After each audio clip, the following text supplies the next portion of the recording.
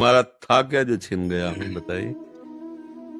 भाई, रिपोर्ट तो हम तब कर सकते हैं जब हमारी कोई वस्तु छिनी हो। आपका था क्या, हमें बता दीजिए। आपने क्या रचना की और आपका क्या पुरुषार्थ था। किसमें? पांच भौतिक शरीर में, ये पंचभूतों से बना हुआ, या आप में?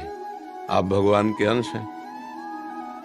क्या पुरुषार्थ? अगर वो एक आंख हटा देते हैं, उनकी मौज की बात है, वो एक से दिखाना चाहते हैं, उनकी वस्तु है ना।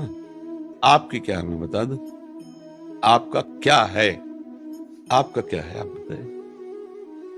पढ़े लिखे गए आप, तो भगवान ने बुद्धि दी है ना। बुद्धि का हरण कर ले तो फुटपाथ में कागज बटोरते घूमते है क्या आपके पास? अब जो बात आई छिन गई, तो इसका प्रारब्ध है, आप समझो। जो हम लोग कहते हैं भगवान सर्वस्व छीन लेते हैं, उसका तात्पर्य होता मन और इंद्रियों को भगवान में समर्पित होना। भगवान अपने बच्चों की बाहरी लीलाओं का, खेल खिलौनों का विनाश नहीं करते। भाव को समझिए। अवश्य में भोक्तव्यम कृतम कर्म शुभाशुभम। अभी आप उस कोटि के शरणागत नहीं कि आपके शुभ और अशुभों का विनाश हो गया हो, समझना। आप खुद स्वीकार करते हैं 2 वर्ष से भक्ति में। अब किस कोटि की भक्ति है 2 वर्ष में जागृत हो गई, वो आप देखो। इसके पीछे क्या होता है जन्म जन्मांतरों में, इसी जन्म में आप देखो। तो जो बोया है पीछे साल की फसल, खाना तो पड़ेगा ना। और उसमें कह दें कि हमने बम्बूल बोया था, कांटे आ रहे हैं, भगवान ने जब से भक्ति शुरू की तब से कांटे खाने को मिल रहे हैं। गलत बात। पिछले वर्ष जो आपने किसानी में बोया, इस वर्ष वही खाओगे। अब जो बो रहे हो उसे तुम आगे फसल काटोगे। अभी इस कोटि का तुम्हारा ज्ञान या भक्ति नहीं आई जिसने जन्म जन्मांतरों के संस्कारों को भस्म कर दिया हो और विशुद्ध ज्ञान से प्रकाशित हो गया हो, तो फिर प्रश्न ही नहीं आएगा कि हमारा छीन लिया क्या। भ्रम, अज्ञान, मोह, पाप।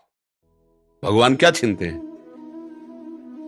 ये छीनते हैं। बड़े बड़े संतों में देखो, रामकृष्ण परमहंस जी के गले में कैंसर था, हर तरह के भोग। श्रीवास जी के आंगन में खड़े होकर महाप्रभु चैतन्य देव अपने परिकर के साथ कीर्तन कर रहे हैं और उनका पुत्र पधार गया। दासी ने कान में आके श्रीवास जी से कहा, पुत्र पधार गया। बीमार था, पधार गया। दोबारा आवाज नहीं। महाप्रभु के कीर्तन में फर्क नहीं पड़ना चाहिए। और मंजीरा जोड़ के और जोर से कीर्तन करने लगे, नाचने लगे। महाप्रभु चैतन्य देव रुक गए और उनका, श्रीवास मेरा मन कुछ सुस्त सा हो रहा है, कोई घटना घटी क्या?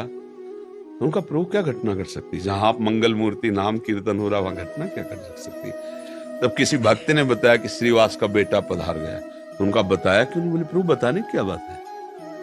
आपका था, आप ले उसे अपनी सेवा में भेज दिया।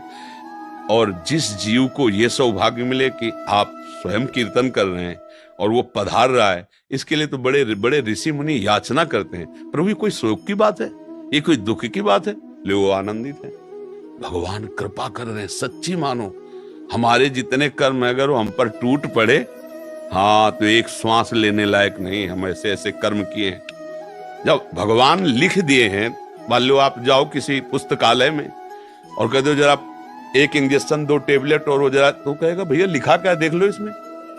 बोले पुस्तकालय, तो बोले आप मांग क्या रहे हो? औषधालय जाइए आप। इसमें भगवान ने लेबिल में लिख दिया है, दुखालयम अशाश्वतम, दुखालय और नाशवान। अब भगवान ने क्या छीना है? भैया इसमें लेबिल लगी हुई, पहले पढ़ो। जहां तुम आए हो इसका नाम मृत्यु लोक है, इसमें दुख ही दुख है, इसमें सब कुछ छूटने वाला है। अब तुम पकड़ के बैठो कि हमारा ना छूटे, तो आज तक कोई ऐसा नहीं रहा कि जिसका पकड़ा हुआ कुछ बचा हो। सब छूट गया है, शरीर भी छूट गया है। क्या मिला? नाम। परम धन राधा नाम। कबीरा सब जग निर्धना, धनवंता नहीं कोई। धनवंता सोई जानिए जाके राम नाम, राधा नाम, कृष्ण नाम, श्याम नाम।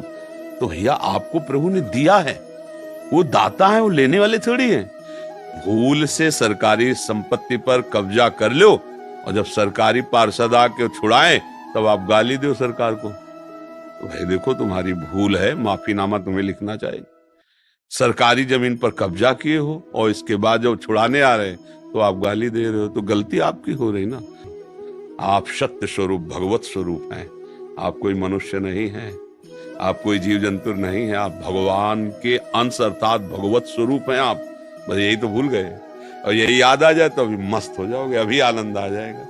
कोई था नहीं, कोई है नहीं, कोई रहेगा नहीं। एक ही था, एक ही है, एक ही रहेगा। बात पकड़ लीजिए।